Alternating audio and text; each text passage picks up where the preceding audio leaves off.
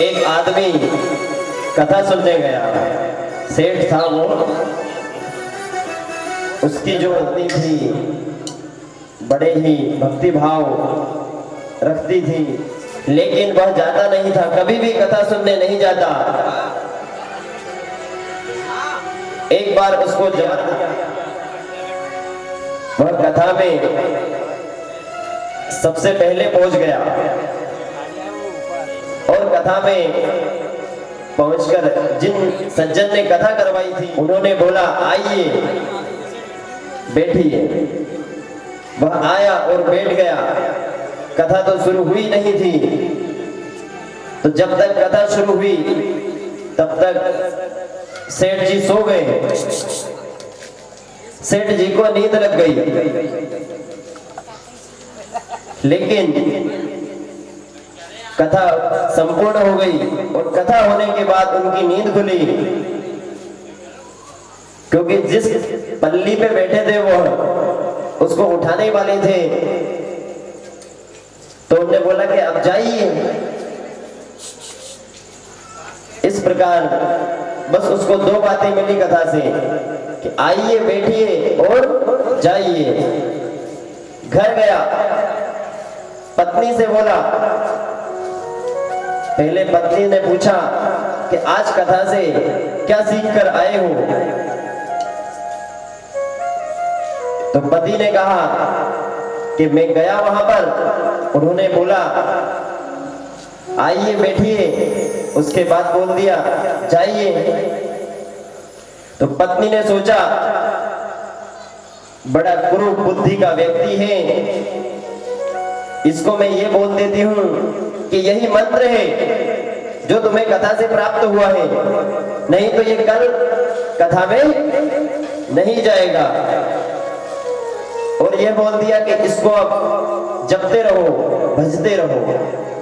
तो वह दिन रात यही भजता रहता, आइए बैठिए और जाइए। एक दिन रात में उसको नींद नहीं आ रही थी, तो रात में ही भजने लगा। एक चोर उसके यहाँ आया, वह दरवाजे पर खड़ा था, कहीं और से चोरी करके आया था। तो उसने बोला आइए बैठिए। चोर ने समझा मुझे देख लिया है। चोर ने क्या समझा कि इस सेठ ने तो मुझे देख लिया, अब भागने से कोई मतलब नहीं। फिर से आइए बैठिए।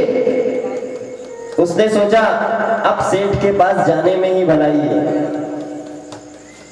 तो जितना सोना वह दूसरी जगह से चुरा कर लाया था, सेठ के चरणों में रख दिया। सेठ के चरणों में रखने के बाद सेठ ने बोला अब जाइए। सेठ ने क्या बोला कि अब जाइए। उसने सोचा वाह यार, इसने तो कुछ बोले ही नहीं मेरे से, नहीं तो भैया चोर दिख जाए तो गांव के तो 2-3 लट तो जमा ही दे, है ना। तो उसको बोला जाइए। वह आया और अपने घर को चला गया, लेकिन फिर भी बोल कर आया कि सेठ अपने मन में ही, तेज बोलता तो और भी लोग जग जाते, अपने मन में ही बोला चोर कि सेठ किसी से कहना मत, अब आज के बाद मैं चोरी नहीं करूंगा। और वह सोना उसके चरणों में रखकर आ गया। जब सुबह हुई, सेठ ने और उसकी पत्नी ने वहां पर सोना रखा हुआ देखा। उसकी पत्नी को सारी बातें पता थी।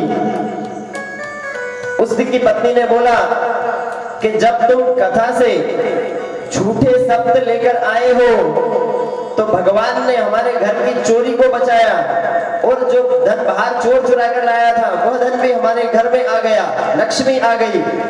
तो सोचो यदि सत्य वचन ले आओ तुम कथा से तो भगवान तो तुम्हारा बेड़ा वैसे ही पार कर देंगे।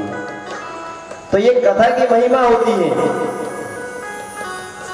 नहीं तो उसके घर में से भी चोर चुरा कर जो भी धन दौलत रखी थी ले जाता।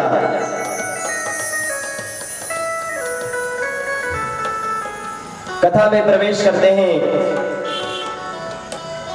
सभी सेनाएं सागर के पास इकट्ठी हो गई और सभी के मन में यह विचार आने लगा कि इतनी दूर से तो हम जैसे तैसे भूखे प्यासे कुछ खाकर पीकर थोड़ा बहुत आ गए प्रभु श्री राम के लिए, लेकिन अब आगे का क्या होगा? छोटी मोटी नदी हो तो उसे पार कर लें, लेकिन इतना बड़ा समुद्र कैसे पार करें? सभी सोचने लगे। सुग्रीव के राज्य में थोड़ा बहुत भी कुछ उथल पुथल होता तो वह हनुमान जी के पास चले जाते सीधे। तो जामवंत जी फिर हनुमान जी के पास चले गए कि हनुमान, बल बुद्धि विद्या ज्ञान सभी में तुम ही अग्रगण्य हो, तो थोड़ी सी बुद्धि का प्रयोग करो और हमें ऐसा कोई रास्ता बताओ जिससे भी किसी की हानि भी ना हो और हमारा काम भी हो जाए।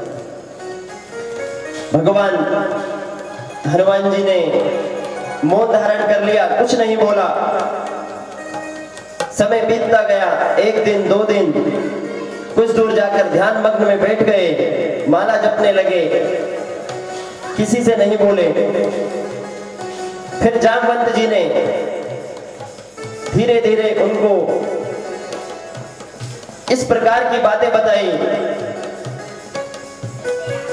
उनके हृदय में ऐसी ऊर्जा जागी कि उन्हें धीरे धीरे अपने ज्ञान का पता चला।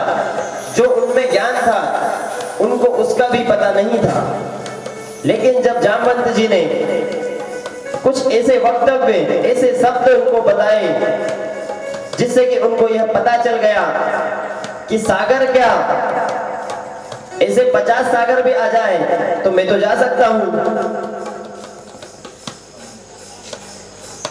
हनुमान जी श्री राम जी के पास आए, उनका आशीर्वाद लिया कि प्रभु कोई नहीं जाता तो मैं जाऊंगा, माता सीता का पता लगा कर आऊंगा। तो भगवान ने कहा, मेरा आशीर्वाद सदैव तुम्हारे पास है हनुमान, लेकिन तुम सीता को पहचानोगे कैसे? तुम्हें कैसे पता चलेगा कि यह सीता है और सीता तुम्हें कैसे पहचानेगी? इस बात का तो भगवान ने कहा, श्री राम जी ने कुछ उनको एक अंगूठी दी, एक मुद्रिका दी, जिससे कि वह उसे देखकर पहचान जाए कि हाँ ये श्री राम जी का ही दूत है। उसको देने के बाद उनसे आशीर्वाद लिया और हनुमान जी ने जय श्री राम बोलकर पवन देव की सहायता से वहां से उड़कर धीरे धीरे आगे बढ़े हैं। आगे वहां पर कई राक्षसों ने उनका रास्ता रोकने की बहुत कोशिश की। एक असुर तो इतना बड़ा था कि हनुमान जी को सागर से बाहर ही नहीं निकलने दे रहा था, सागर से जरा सा भी आगे नहीं निकलने दे रहा था। लेकिन फिर भी हनुमान जी के पास में वह भेष बदल कर आया। हाँ साहब, हमारे चाचा जी श्री प्रहलाद सिंह जी की तरफ से भगवान श्री हरि के चरणों में 50 रुपए की राशि सप्रेम भेंट की गई है।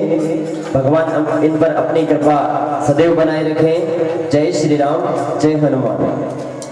अब उस राक्षस ने, हाँ साहब,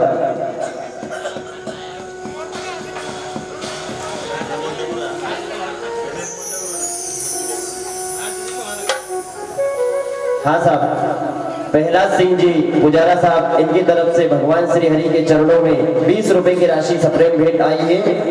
भगवान इन पर अपनी कृपा सदैव बनाए रखें। जय श्री राम, जय हनुमान।